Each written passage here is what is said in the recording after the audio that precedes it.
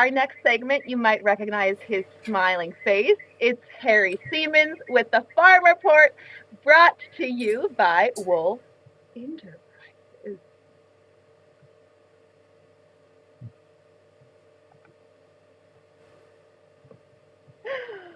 Uh, good morning, Harry. And how are you doing on this Monday morning?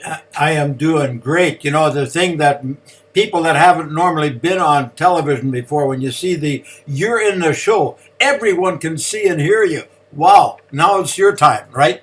And but adaptability has been a part of my life. It's a part of the farmer's life, and you know what? It's a part of the farmer's career and profession and whatever else you want to call it. Adaptability is so keen. Oh, 100%. And I feel like we've kind of been discussing that and kind of been theming that for these past couple weeks. And it's, I think, with farming, you're right. Farmers have to adapt. And then with COVID right now, we all have to adapt because, like I said, we have to ride the wave. We can't control what's happening. So, yes, I love how everything's just kind of connected. Um, and on that hue of adapting, we're in spring, and spring is the time for change, renewal, new beginnings.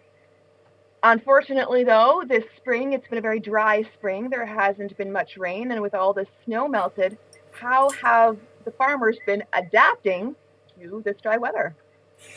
Well, some farmers just simply wait it out. Some farmers simply say, you know what, we never lose a crop in March, April, or even May. You know, it's once we get into real trouble in June. But right now, Jim Palliser at Palliser Farms at Portage la Prairie, he put in 2,500 acres of wheat last week, I should say, Wow. and simply because the conditions were right. It's dry, and so you know he'll wait for the rain, and of course the forecast is now telling us maybe we'll get some snow, and I'm hoping absolutely they Okay. are true. You know, and that's what we're hoping to see. But you know, as Jim Pallers has said, it wasn't a show thing. It was a management thing. And so he put in his crop, and I'm sure they're still going.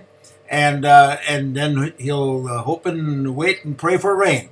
And Oh, that's well, just a, let's hope you he know, gets it.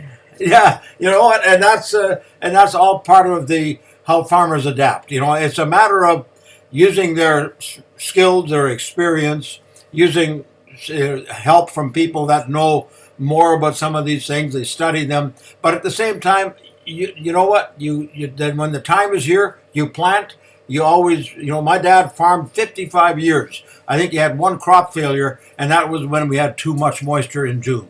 So you know, it always seems to work out. That's good.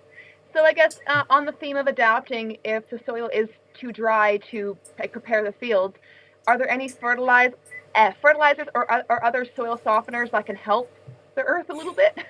The Well, moisture. you know what? They basically put in the normal fertilizer. Like for Mr. Pallister, in his case, the soil was absolutely the right texture for planting. So you know, when it gets too dry, then of course you have to wait a little longer. But I don't think we Yeah. have that kind of soil here in Manitoba. So they basically go with the normal fertilizer, normal Okay. cultivation, normal practices that they are used to. Okay. So I guess then all we can really do is hope and pray for rain, which honestly, like that actually reminds me. I was young. I was 4, but I have a good memory.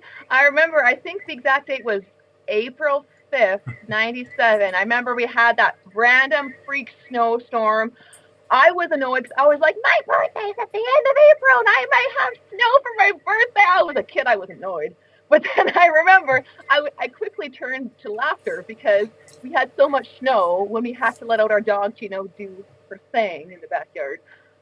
We put her in Yes. the snow and it was just like, poof, Yeah. she just sunk right in. So, Yeah.